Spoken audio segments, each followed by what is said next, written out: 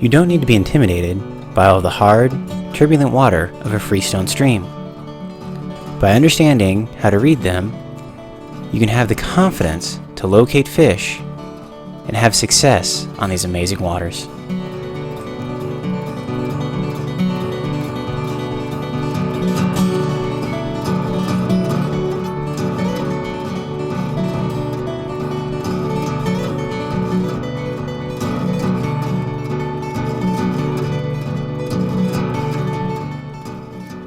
The hardest part of a freestone stream is to find any and all calm water on it. Sometimes it's easy because it's a big, clear pool. Other times, it's a little tiny seam tucked in between a whole bunch of white water.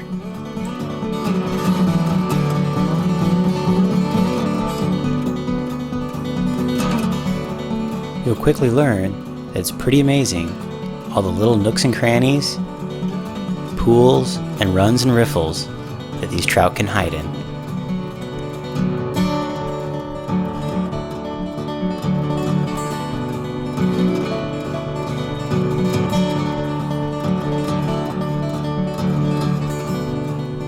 So let's go have a detailed look at a section of water and show you all those different places the trout will hide.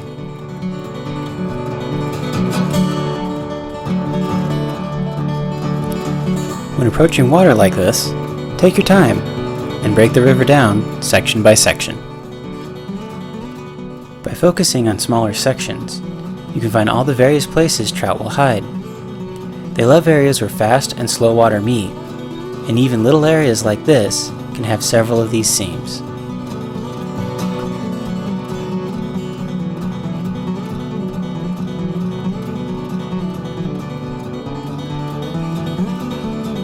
Little changes in drift can have a profound effect on where your fly ends up.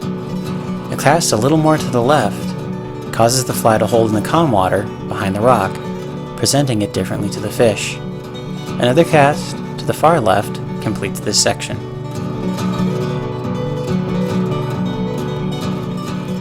Casting up into fast, shallow water is a great way to mimic naturals caught in the current.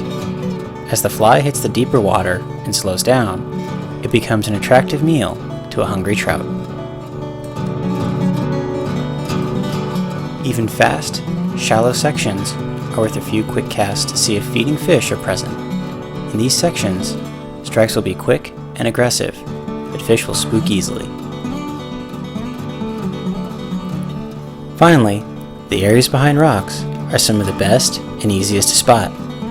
Don't overlook the harder waters, even when presented with calmer currents and pools.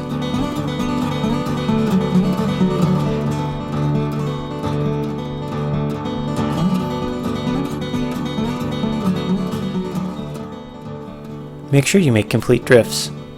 The front side of a rock creates a cushion for fish to hold that is often overlooked.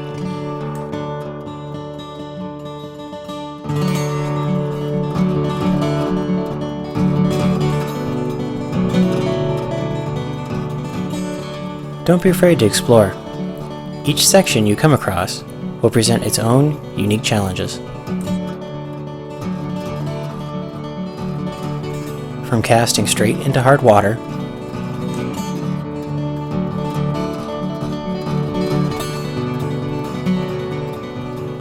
to multiple currents coming together.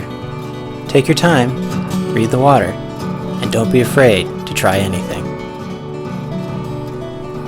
Hard water provides cover for trout, making them feel more comfortable and willing to strike your fly.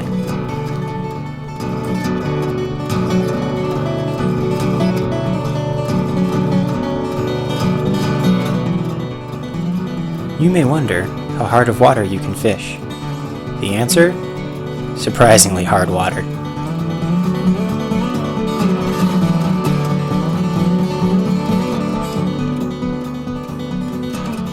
By fishing more hard water, you will find the fish missed by other anglers.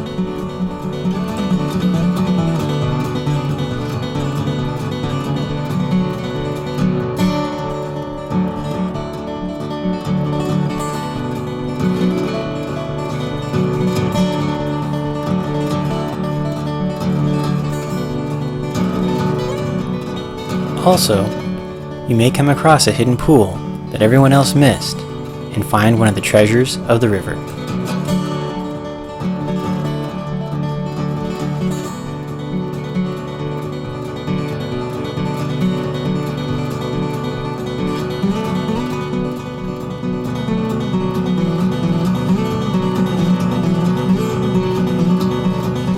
So explore and try new things, now that you know all the places trout can hide.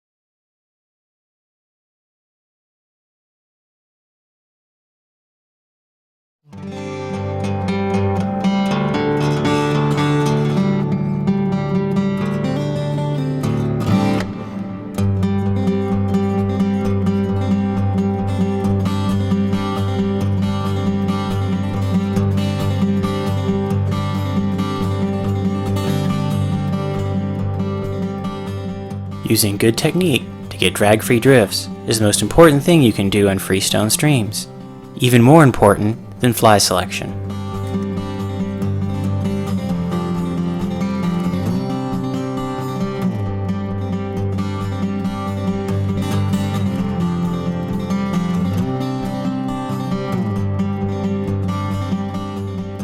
By using the length of your rod to keep as much line off the water as possible, and using it to reach over fast currents and under trees and branches, you can keep your fly from getting sucked away quickly and let it float drag-free in the seams and calm water.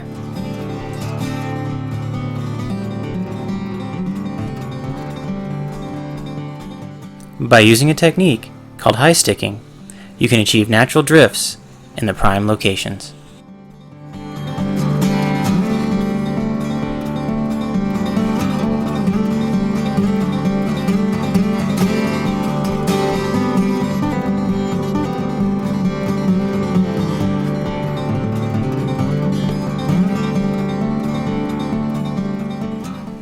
Keeping the rod low causes the leader and line to get pulled away in the fast current, causing an unnatural drift in the slower water you are targeting.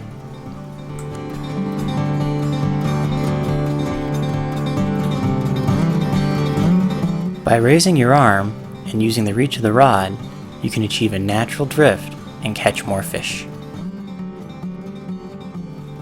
It is also important to use as little line as possible so you have less line on the water to mess up your drift.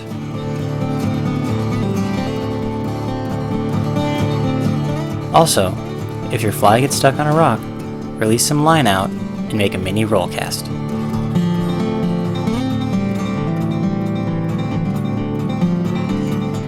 Stealth is important.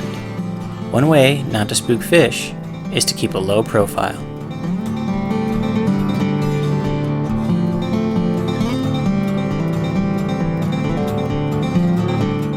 Of course, the smarter fishermen may make use of cover, such as boulders, or stand further back and use the reach of the rod to stay out of sight.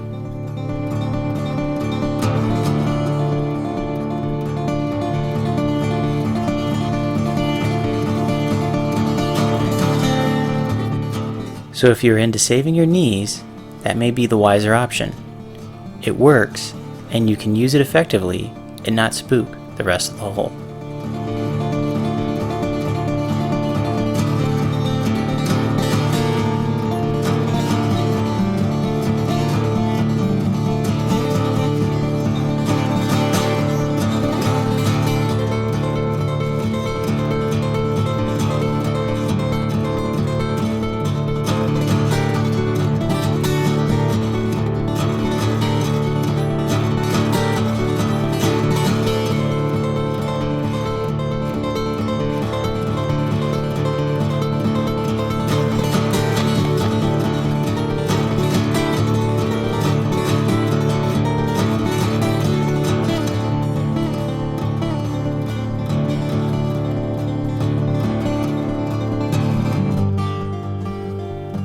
most important thing, though, is to relax and have fun.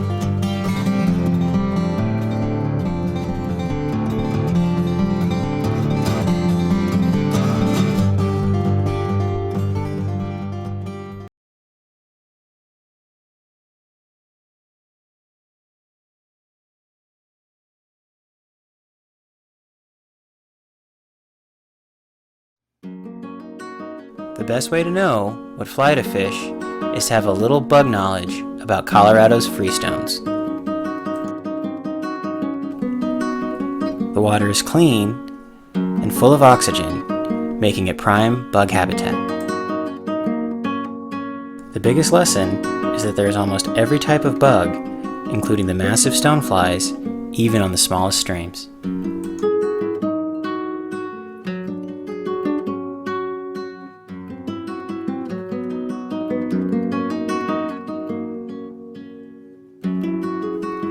Stoneflies have to molt to reach their huge size. So just for fun, here's a picture of what a molting stonefly looks like. A beautiful cream color.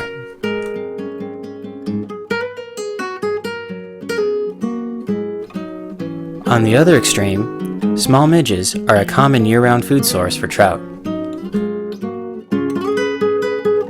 Mayflies come in all sizes, from the small PMDs to the large green drakes. And rusty spinners can be found clinging to rocks even in the hardest of water. As you can see, mayflies come in all shapes and sizes. Also, here's a couple pictures of some adults.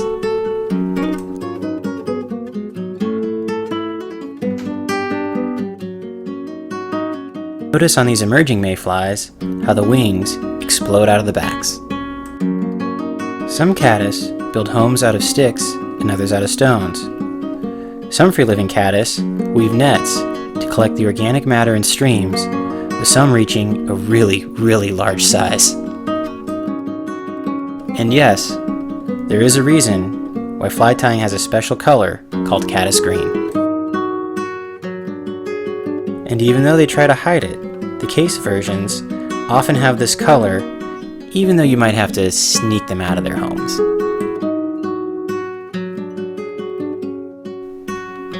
And here's a look at a caddis emerger.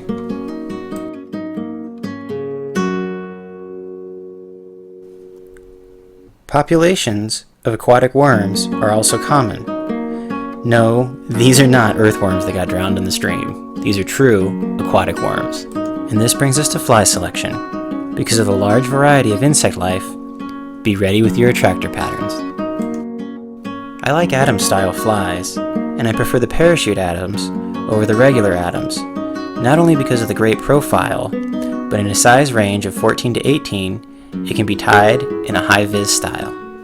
It's also good to keep a small selection of midges in your box. There's a reason the classic pheasant tail has been around forever, and it does a great job of imitating a variety of life in the freestone streams. I carry a few stimulators to represent all the large bugs, like small stoneflies, large caddis, and small hoppers on top. I always carry a couple small soft hackles to imitate small emerging insects, and a classic prince nymph because it looks like just about everything in a freestone. I like a chartreuse copper john to imitate all the caddis, and I reluctantly admit I carry a pink San Juan to imitate aquatic worms. This fly selection will give you a good start to your fly box and allow you to fish with confidence. So goodbye for now. Thanks for watching. In tight lines, everybody.